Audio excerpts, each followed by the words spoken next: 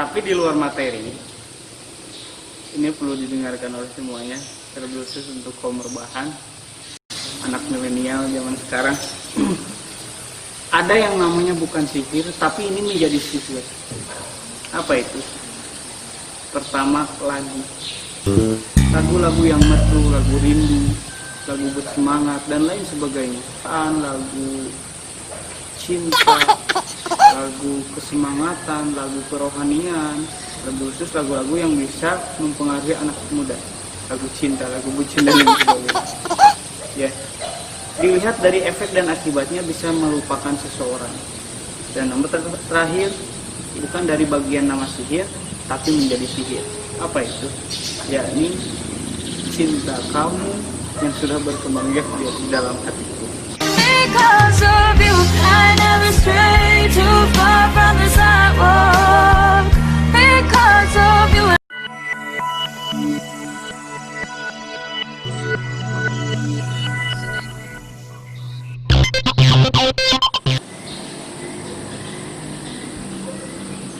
Anak-anakku sekalian, poin selanjutnya, hukum dan cara menolaknya. Hukumnya sudah jelas, sudah tentu ini haram. Ya. Mengapa demikian? Karena yang menjadi acuannya adalah salah satu ayat yang telah saya bacakan tadi di dalam qadimah. Innallaha la yaghfiru ayyushraka bihi wa yaghfiru ma duna dzalika liman yasha. Wa may yusyrik billahi faqad iftara itsman 'azima. Dalam ayat yang lain dengan redaksi yang berbeda, wa may yusyrik billahi faqad dhalla dhalalan ba'ida. Nah, jadi dosa syirik ini menjadi dosa terbesar. Sehingga dari dosa terbesar ini, maka akibat bagi pelakunya tidak akan bisa dimaafkan, tidak akan bisa mendapatkan maghfirah dari Allah selamanya. Yang sehingga berarti akibat selanjutnya maka akan menjadi malapetaka dan bahaya luar biasa bagi pelakunya ketika ia dikembalikan nanti ke akhirat. Dalam arti kata lain, dia akan menjadi penghuni yang sangat kekal di dalam neraka, yang abadal abidin di dalam api neraka. Naudzubillah summa naudzubillah. Karena tidak ada maaf bagi orang yang telah menyekutukan Allah Subhanahu wa taala. Sedangkan kita tahu sihir ini adalah merupakan sebagian dari kemusyrikan. Kita telah menyekutukan terhadap Allah, kita telah menduakan terhadap Allah. Mengapa demikian? Ya, karena sesungguhnya manusia pun juga tidak ada yang menyukai dan tidak ada yang menyetujui dengan perselingkuhan. Bukan betul seperti itu? Kemudian salah satu efek dan akibat dari pelaku sihir atau pelaku musyrik ini dijelaskan di dalam ayat lain, walladzina kafaru ru'ba bima asyraku billahi ma lam yunzil bihi sultan. Artinya, orang yang menyekutukan Allah, orang yang terlibat, yang terjerumus terhadap dosa syirik, maka bisa kita lihat dia akan menjadi orang penakut. Dia akan punya rasa takut di dalam hatinya. Takut miskin, takut celaka, takut bahaya. Yang sedangkan pada hakikatnya kita tahu itu semua kalau sudah ditakdirkan oleh Allah sudah terjadi, harus terjadi. Kalau tidak terjadi ya tidak akan terjadi sebagaimanapun juga. Tapi untuk orang yang sudah terjangkit penyakit syirik di dalam hatinya, maka dia akan mudah terprovokasi, akan mudah munculnya rasa takut. Sok aja kita perhatikan. Atau kemungkinan lain sebaliknya, kalau kita masih punya rasa penakut, kalau kita masih punya rasa takut dengan hal-hal yang lain, ya, apapun itu, takut dengan kegelapan, takut dengan hantu, takut dengan suara-suara, takut celaka, takut miskin, takut kelaparan, dan segala macamnya.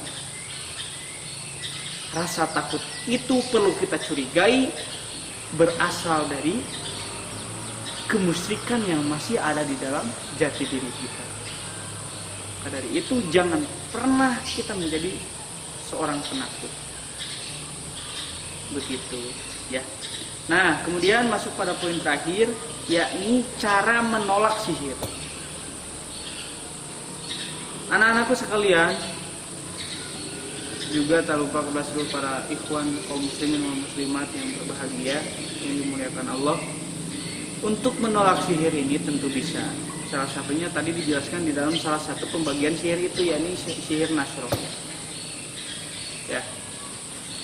Tapi hal ini berlaku bagi orang yang sudah terkena, sudah terjangkit dengan penyakit sihir ini, atau bagi kita yang memang betul belum sama sekali terkena dengan penyakit, atau bahkan ini berlaku bagi orang yang detik-detik akan terkena sihir.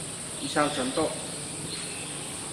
si A dengan si B mengatakan, B, kamu akan disihir sama si Anu, hati-hati, kamu harus waspada.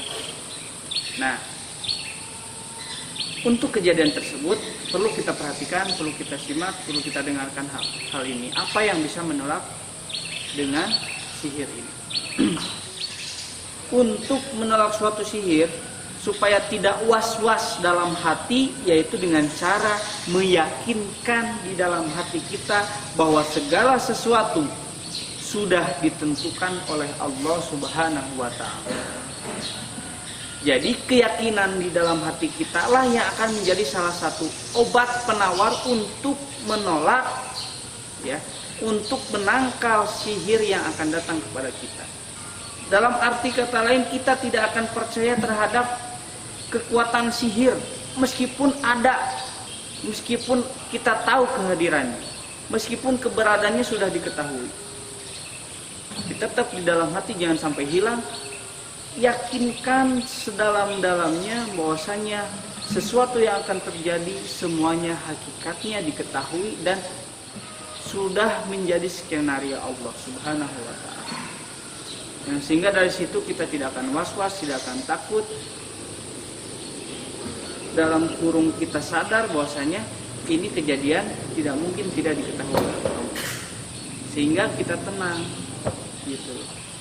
Adapun untuk menangkalnya tadi sudah disebutkan di dalam salah satu pembagian sihir itu dengan obat-obatan, dengan istiadah, banyak berzikir, surat Al-Falaq dan surat An-Nas, surat Al-Ikhlas dibacakan, dan lapan-lapan zikir yang lainnya. Hal itu pun juga bisa membantu menangkal datangnya sihir tersebut. Jadi kesimpulan juga, kita harus sangat takut sekali dengan efek atau akibat sebab musabab adanya sihir. Takutnya kita masih terlibat atau bahkan kita menjadi pelaku salah satu dari bagian sihir itu. Karena akibat terbesar sihir ini adalah merupakan perilaku yang musyrik atau telah menyekutukan terhadap Allah Subhanahu wa Ta'ala. Naudzubillah summa naudzubillah. Itu pelajaran yang satu-satunya pelajaran penting yang harus diambil dari sekian banyaknya pelajaran yang bisa kita perhatikan sekarang. Kemudian yang perlu kita ketahui kesimpulannya, ketika kita mendengarkan kata sihir ini bukan berarti kita langsung sontak ingat dengan yang namanya dukun saja.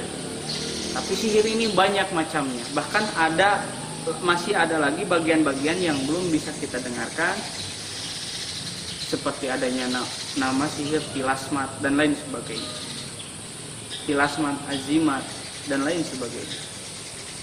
Nah, berhubung karena waktunya sudah sangat panjang sekali, bukan sekian saja, mudah-mudahan bisa bermanfaat. Kesalahan yang disampaikan oleh pemateri, semoga Allah mengampuninya dan tidak menjadi malapetaka untuk semuanya. Terkhusus buat pribadi saya, umumnya buat semuanya yang bisa mengkaji, mendengar, menyimak dan mengakses YouTube ini. Jangan lupa untuk dukung ya, dengan bentuk dukungan apapun itu ya, mau dengan like, mau dengan komen, mau dengan nonton tanpa jeda sampai 10 menit lebih ya. Tentunya yang belum mau dengan dukungan subscribe silahkan ya, gratis. Sekian saja, akhirul kalam. Wassalamualaikum warahmatullahi wabarakatuh.